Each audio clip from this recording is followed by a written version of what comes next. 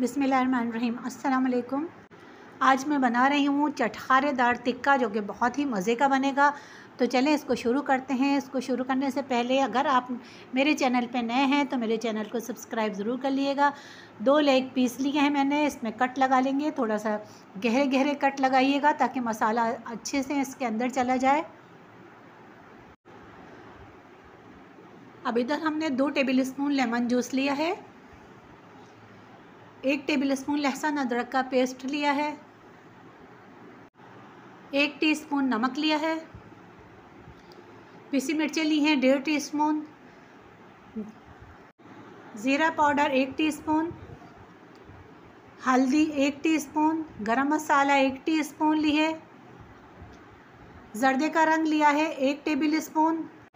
इन सब मसालों को अच्छी तरह से मिक्स कर लेंगे। अब टिक्कों पे अच्छी तरह से हम मसाला लगा लेंगे। जो हमने कट लगाए थे उसके अंदर भी अच्छी तरह से मसाला लगाना है।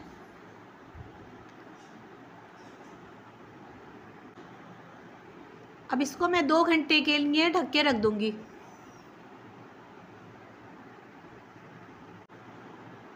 दो घंटे हो चुके हैं। एक पैन लिया है, उसमें हमने 1 टेबल स्पून के करीब ऑयल डाल दिया है। अब इसमें हमने लेग पीस रख दिए हैं जिनमें हमने मसाला लगा के रखा था, और आंच बहुत हल्की कर देंगे और इसको 10 मिनट के लिए ढक के पकाएंगे। तकरीबन 15 मिनट हो चुके हैं। चिकन गल चुका है। अब हम दूसरी तैयारी कर लेते हैं। 1 कप मैदा लिया है और इसमें हम पानी डालेंगे और इसको अच्छी तरह से मिक्स कर लेंगे। इसका बहुत अच्छा सा बैटर बनाना है, बहुत ज़्यादा गाढ़ा नहीं करना। ये देखें, मैंने इतना पतला किया है, इतना ही रखिएगा। अब जो हमने चिकन पका के रखा था उसको इसमें डिप करके अब इसको हम तेल में फ्राई होने के लिए रख देंगे। ये देखें, ये मैंने तेल पहले से गर्म होने के लिए रख दिया था। दोनों टिक्के इसमें डाल दिए हैं। अब इसमें कलर आ जाएगा तो मैं निकाल लूँगी। माशाल्लाह माशाल्लाह से बहुत प्यारा कलर आ गया है। ये हो चुके हैं, इनको मैं निकाल लूँगी। अब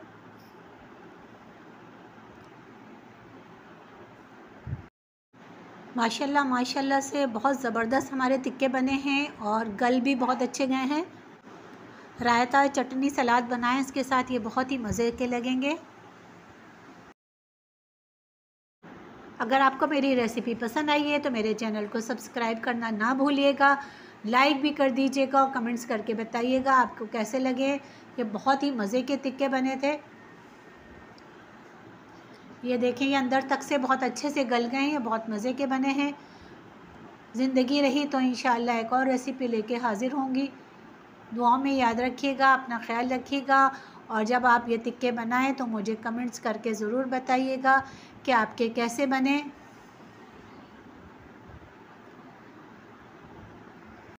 इंशाअल्लाह एक और रेसिपी लेके मैं हाज़िर होंगी। दुआओं में याद रखिएगा।